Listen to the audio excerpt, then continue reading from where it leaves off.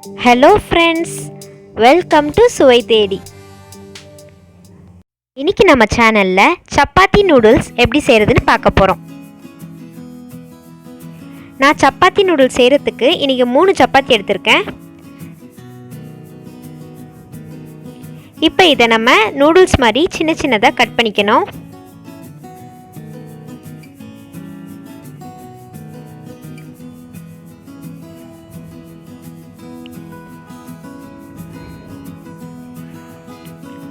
பாருங்க, இந்த சைஸுக்கு நம்ம கட் பண்ணி எடுத்துக்கலாம். இதே மாதிரி எல்லாத்தையும் கட் பண்ணிக்கலாம்.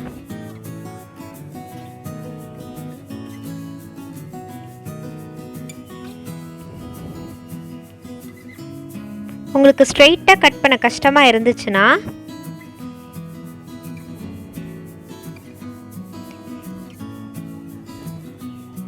இந்த மாதிரி மடக்கிக்கோங்க. இப்போ கட் பண்ண உங்களுக்கு ஈஸியாக இருக்கும். ஸோ இந்த மாதிரி நம்ம எல்லாத்தையும் கட் பண்ணிக்கலாம்.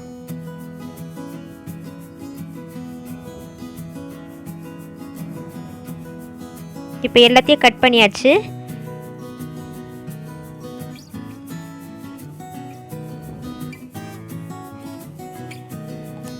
இதுக்கு ஒரு வெங்காயம் நல்லா பொடியாக நறுக்கி வச்சுக்கோங்க.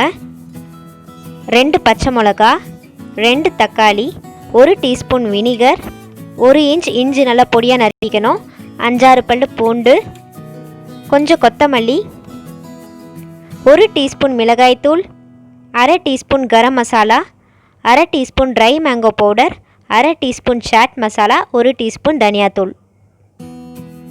இப்போ ஒரு பேனில் 2 டேபிள் ஸ்பூன் எண்ணெய் ஊற்றிக்கோங்க. எண்ணெய் நல்லா காஞ்சதும் 5-6 பல்லு பூண்டு பொடியாக நறுக்கி ஆட் பண்ணிக்கோங்க. 1 துண்டு இஞ்சி நல்லா பொடியாக நறுக்கிக்கணும். இதையெல்லாம் ஆட் பண்ணி நல்லா ஃப்ரை பண்ணிக்கோங்க. இப்போ இதில் 2 பச்சை மிளகா, 1 பெரிய வெங்காயம், வெங்காயம் நல்லா கோல்டன் ப்ரௌனாக ஆற வரைக்கும் வதக்கிக்கணும். இப்போ இதில் 2 தக்காளி நல்லா பொடியாக நறுக்கி வச்சுருக்கேன், அதை ஆட் பண்ணிக்கலாம்.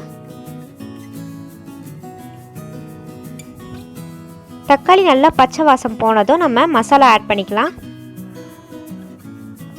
1 டீஸ்பூன் தனியாத்தூள், 1/2 டீஸ்பூன் சாட் மசாலா,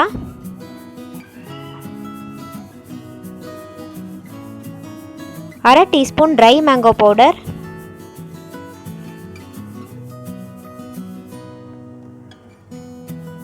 1/2 டீஸ்பூன் கரம் மசாலா,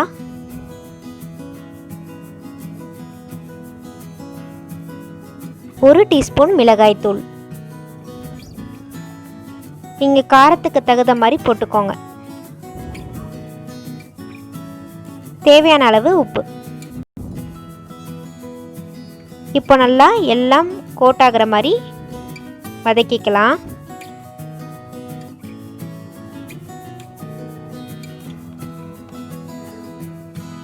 இதில் 1 டீஸ்பூன் வினிகர் ஆட் பண்ணிக்கலாம். வினிகர் இல்லைன்னா 1/2 டீஸ்பூன் லெமன் ஜூஸ் ஆட் பண்ணிக்கோங்க.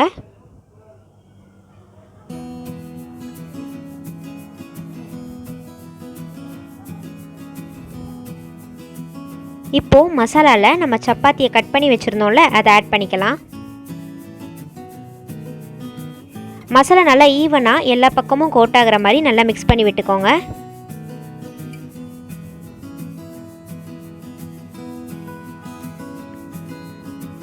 இதை ஒரு 2 மினிட்ஸ் குக் பண்ணால் போதும்.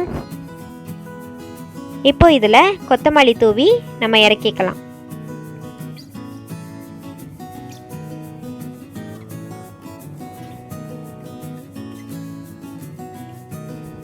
பொதுவாக சப்பாத்திக்கு சைட் டிஷ்லாம் தேவைப்படும். ஆனால் இது எதுவுமே இல்லாமல் ஈஸியாக செய்யக்கூடிய ஒரு ரெசிபி. கண்டிப்பாக இது எல்லோரும் செஞ்சு பார்த்துட்டு உங்கள் கமெண்ட்ஸை மறக்காமல் ஷேர் பண்ணுங்கள். நம்ம சேனல் பிடிச்சிருந்தா லைக் பண்ணுங்கள், ஷேர் பண்ணுங்கள், சப்ஸ்கிரைப் பண்ணுங்கள். கூடயே பெல் ஐக்கானையும் ப்ரெஸ் பண்ணுங்கள். தேங்க்யூ.